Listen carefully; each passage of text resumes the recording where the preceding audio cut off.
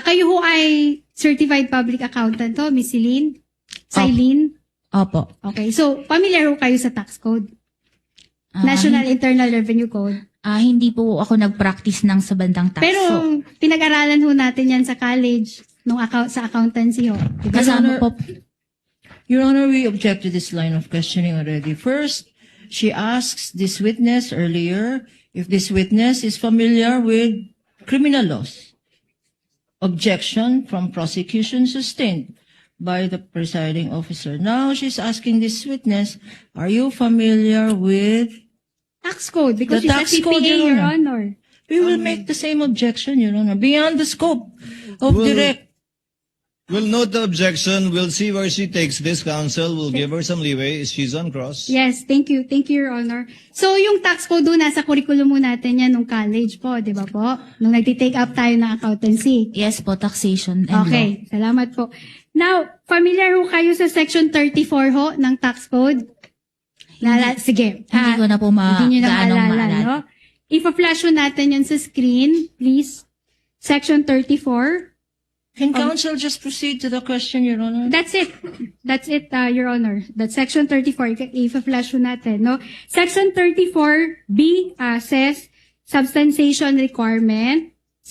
No deduction from gross income shall be allowed under subsection A hereof unless the taxpayer shall substantiate with sufficient evidence such as official receipts or other adequate records, the amount of the expense being deducted, and the direct connection or relation of the expense being deducted to the development, management, operation, and or conduct of trade, business, or profession of the taxpayer. Kita Your Honor, niyo yan? please.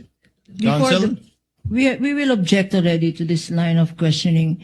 It is totally immaterial, irrelevant, and beyond the scope of cross-examination. There was no question yet, Your Honor. Let's wait for the question, counsel. I think I know where counsel is leading to. Thank you, Your Attorney Honor. Christine, go to Okay, your question. so section 34B refers to the deductibility of expenses under the tax code. If you can recall that. Opo. Yes, okay. Now we make our objection, Your Honor. Is that your question? Wala pa. I think she's No, laying you the said- basis for a Wala pa ho. question, I'm counsel. laying the basis ho. Okay. So, What is the question? wait lang ho.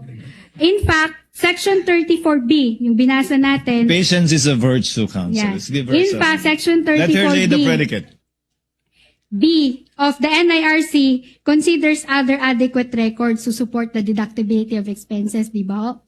Tingnan nyo, kung titingnan nyo lang, o base lang ho sa tax code. Is that already the question? No, Your asked Honor? and answered, counsel. Move to your point. What is Yes. Yung ano ho yung sagot? Paulit po yung tanong. Pwede Okay, pong based ho pakiulit. dyan sa sinite ho natin na provision ng tax code, okay, section 34B considers adequate records as sufficient support for the deductibility of expenses or business expenses under the tax code. Base po dyan. Base po dyan. Okay. document is the best evidence, Your Honor? Yes, counsel. Let her proceed, counsel. Thank you, Your Honor. It does not require an invoice. Nakalagay ho dyan, invoice. Dapat mag-submit ho tayo ng invoice. Again, may I object now? Is that a question already, or Yes, should that's I a wait for question, your Your question? Honor. That's a Okay. question. That's That's a your question, Your question. Honor. Nakalagay ho ba dyan na requirement na dapat may invoice para magiging deductible yung expense? Nakalagay po such as Your Honor, official. please. Hindi, Attorney Lorna, yes. What is your objection? This is immaterial, irrelevant, beyond the scope.